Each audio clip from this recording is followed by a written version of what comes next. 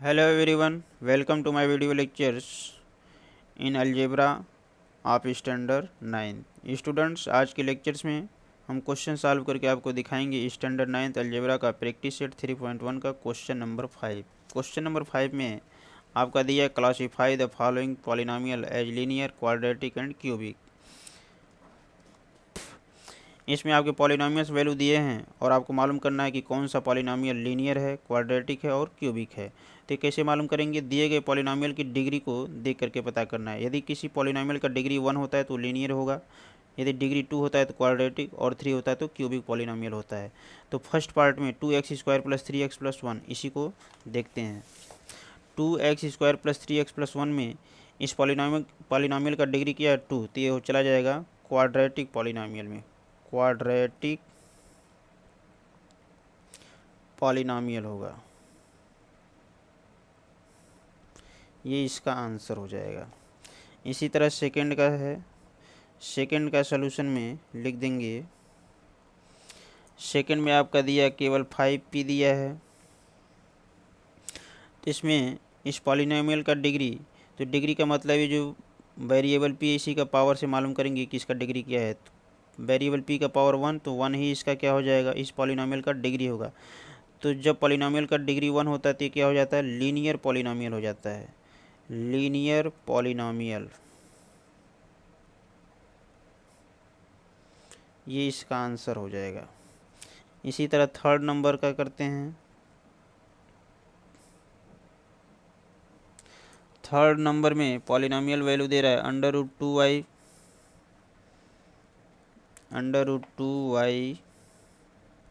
-1/2। इसमें भी variable y का पावर 1, तो अर्थात इसका डिग्री 1, तो ये भी क्या हो जाएगा?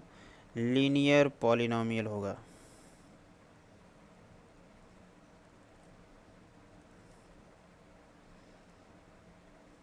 अब इसी तरह फोर्थ का देखते हैं।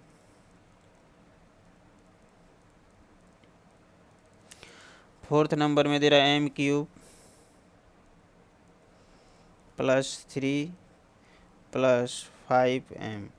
इसमें भी क्या है? वेरिएबल m का जो पावर 3 और यहाँ भी वेरिएबल m पावर 1, तो 1 और 3 में 3 बिगर, तो अर्थात इस पॉलिनोमियल का डिग्री 3 होगा।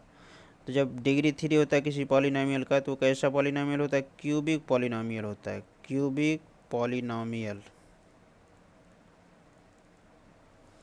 ये इसका आंसर हो जाएगा। ऐसे आते हैं फोर्थ पार्ट में।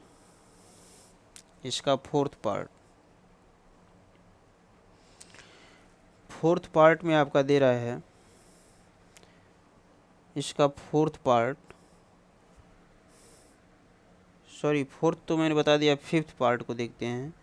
फिफ्थ का सलूशन, फिफ्थ में आपका दिया है ए स्क्वायर दिया है, ए स्क्वायर। तो ए स्क्वायर में इसका डिग्री देख लीजिए, पावर 2 है। तो जब पावर 2 होता है, इसका डिग्री क्या है? 2 है ये। तो जब डिग्री 2 होता है तो ये कैसा होता है? क्वाड्रेटिक पॉलिनोमियल होता है। क्वाड्रेटिक पॉलिनोमियल,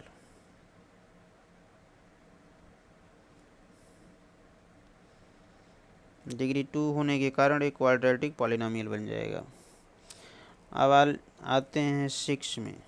क्वेश्चन नंबर 5 का 6 पार्ट का सलूशन। 6 में दे रहा आपका 3r³ दिया है। तो यहाँ भी वेरिएबल r का जो डिग्री है वो क्या है? 3 है, तो ये चला जाएगा क्यूबिक पॉलिनोमियल में। क्यूबिक पॉलिनोमियल, ऐसे पता कर लेंगे। 1 होने पे लीनियर होता है, डिग्री के ही बेस पे होता है। जब डिग्री 1 होता है तो क्या होता है? लीनियर हो जाता है। और डिग्री 2 होता है तो क्या हो जाता है? क्वाड्रेटिक हो जाता है। क्वाड्रेटिक पॉलिनोमियल हो जाता है। और जब डिग्री 3 होता है तो क्या हो जाता है? क्यूबिक पॉलिनोमियल होता है। और 1 होने पे लीनियर पॉलिनोमियल होता है। तो ऐसे जो बड़ी आसानी से पता कर लेते हैं डिग्री को देख करके कि कौन सा पॉलिनोमियल लीनियर में आ रहा है, क्वाड्रेटिक में आ रहा है या क्यूबिक में आ रहा है। तो ये तो था आपका क्वेश्चन नंबर 5 पार्ट। अब इसी तरह आते हैं क्वेश्चन नंबर 6 को सॉल्व करते हैं। क्वेश्चन नंबर 6 का सलूशन देखते हैं।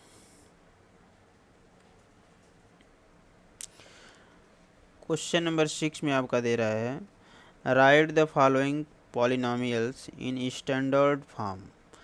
तो यहाँ पे 6 का 1 देखते हैं, स्टैंडर्ड फॉर्म में लिखते हैं इसको। 6(1) का सलूशन लिखेंगे स्टैंडर्ड फॉर्म ऑफ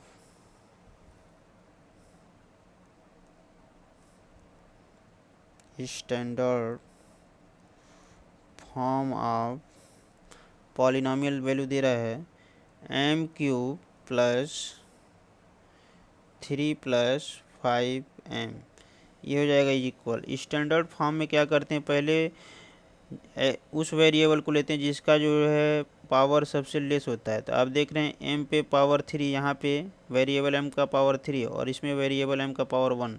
तो 1 और 3 में 1 लेस है, तो पहले लेस वाले को लिखते हैं। तो पहले क्या करेंगे, सॉरी, जो बिगर होता है, जो डिग्री जिसका डिग्री सबसे ज़्यादा होता है या जिस वेरिएबल का पावर ज़्यादा होता है उसको पहले करते हैं। तो इसमें वेरिएबल m का पावर 3 और इसमें वेरिएबल m का पावर 1। तो 1 और 3 में 3 बिगर, तो m² 3 पहले। इसके बाद इससे लेस में आएगा 5m और लास्ट में नंबर वैल्यूज करते हैं। तो 3 के बाद 1 और उसके बाद लास्ट में नंबर आ जाएगा +3। ऐसे जो है ये स्टैंडर्ड फॉर्म हो जाएगा इसका। जो वैल्यू जिसकी डिग्री सबसे ज़्यादा उसको पहले, और उसके बाद जिस वेरिएबल का पावर सबसे ज़्यादा है उसको पहले, उसके बाद उससे कम वाले पावर को, उसके बाद ऐसे कम करते जाते हैं और लास्ट में नंबर वैल्यूज दिखा देते हैं। अब ऐसे जो है सेकंड का देख लीजिए solution.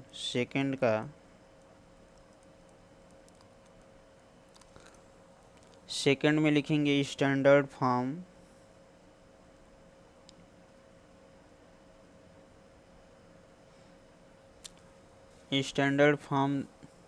Of -7y plus y⁵ plus 3y³ -1/2 plus 2y⁴ -y²। तो इसका स्टैंडर्ड फॉर्म कैसे करेंगे, सबसे उस वेरिएबल को पहले लिखेंगे जिसका जो है पावर सबसे मैक्सिमम होगा। तो y पे पावर 5, y पे पावर 3, y पे पावर 4, y पे पावर 2। तो 2, 4, 3, 5 में सबसे बिगर 5 है, तो पहले ये नंबर को लिखेंगे y⁵ को। अब इससे लेस वाला वैल्यू आपका y⁴ वाला टर्म है, तो 2y⁴। अब इससे लेस में आएंगे तो ये 3 वाला आएगा, तो 3y⁴ और 3 से लेस वाला y² वाला टर्म, और लास्ट में फिर y² के बाद आएगा y⁴ वाला टर्म, तो -7y। और जब वेरिएबल टर्म लिख देंगे तो लास्ट में आपको कांस्टेंट नंबर वैल्यूज को लिखना है, तो -1/2। ये इसका स्टैंडर्ड फॉर्म हो जाएगा और ये इसका आंसर लिख देंगे। तो इस तरह से हमने आपको बताया क्वेश्चन नंबर 6। अब चलिए आते हैं क्वेश्चन नंबर नेक्स्ट में क्वेश्चन नंबर 7 का सलूशन देखते हैं।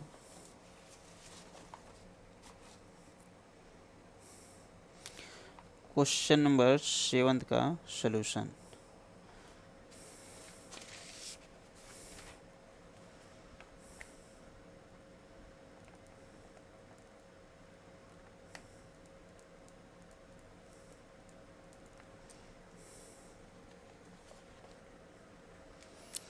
सेवंथ में आपका दे रहा है right the following polynomials in coefficient form. दिया x³ - 2, इसी का कोफिशिएंट फॉर्म लिखना है। लिखेंगे द कोफिशिएंट फॉर्म ऑफ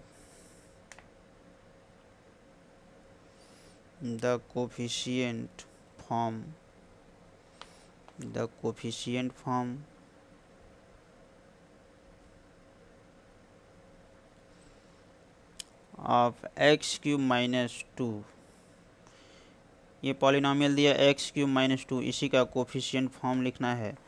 तो यहाँ से आपको मिल जाएगा।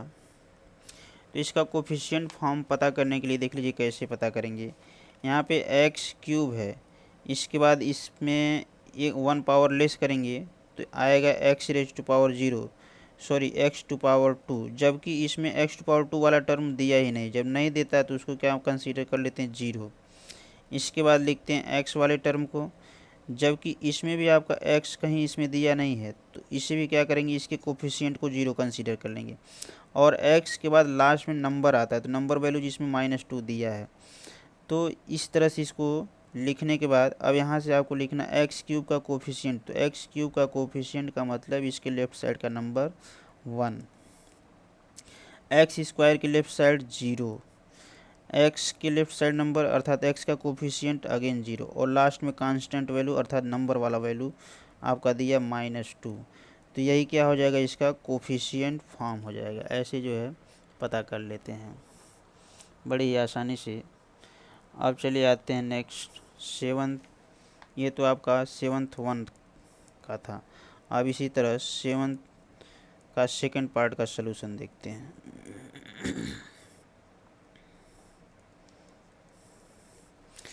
यहाँ लिख देंगे द कोफिशिएंट फॉर्म ऑफ